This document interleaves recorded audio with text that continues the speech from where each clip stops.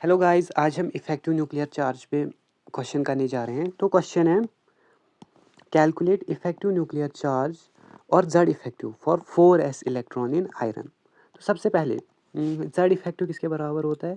Z effective होता है बराबर जेड माइनस सिग्मा, जहाँ पे जो हमारा जेड होता है वो होता है एटॉमिक नंबर और सिग्मा होता है shielding constant.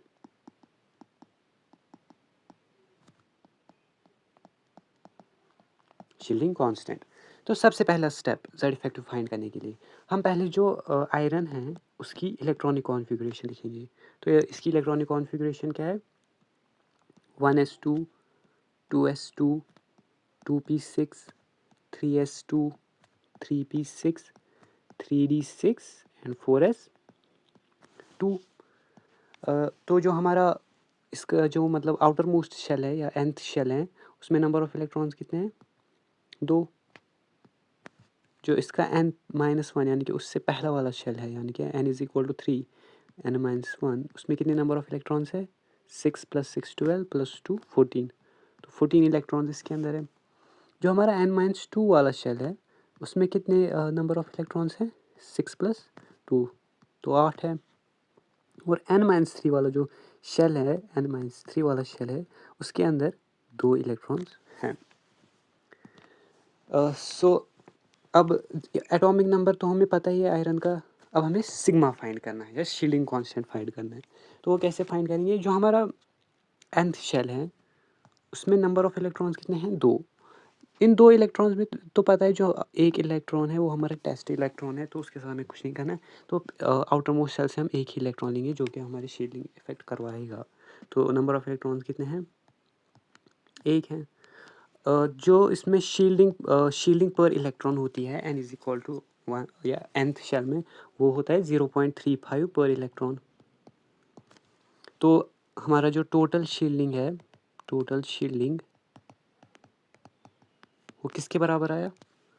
Number of electrons कितने थे? 1 मल्टीप्लाइड बाई 0.35, वो कितना आया? 0.35।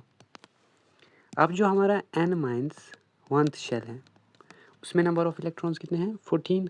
तो हर कोई इलेक्ट्रॉन जो शील्डिंग में पार्टिसिपेट करेगा। तो शील्डिंग पावर कितनी होती है n-1 में? 0.85 पर इलेक्ट्रॉन। तो टोटल शील्डिंग कितनी आएगी?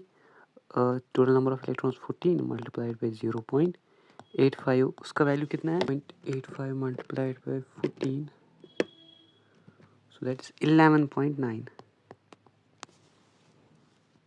ना जो अब हमारे पास n-2 शेल है यानी कि ये वाला शेल, इसमें नंबर ऑफ इलेक्ट्रॉन्स 8।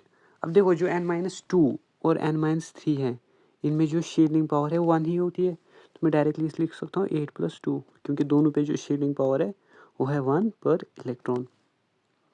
तो टोटल शील्डिंग कितनी आएगी? टोटल शील्डिंग आएगी 10 multiplied by 1 that is equal to 10। Therefore इन सब का सम, टोटल शील्डिंग का सम वही होता है हमारा सिग्मा। वही हमारा सिग्मा होता है। सिग्मा किसके बराबर आया? 0.35 + 11.9 + 10, यह आ जाएगा 21.9 प्लस 0.35 होता है 22.25। तो ये निकला हमारे सिग्मा का वैल्यू। हमने देखा था कि जो जेड इफेक्टिव था, जेड इफेक्टिव वो किसके बराबर था? Atomic number minus sigma. तो Z effective is equal to atomic number minus sigma. Atomic number iron का कितना है? 26 माइनस सिग्मा की वैल्यू कितनी है? 22.25। तो 26 माइनस 22.25 कितना आ जाएगा? यह आ जाएगा 3.75 आई गेस। तो हाँ, तो जेड इफेक्टिव आया 3.75। तो 3.75 is the correct answer for this question.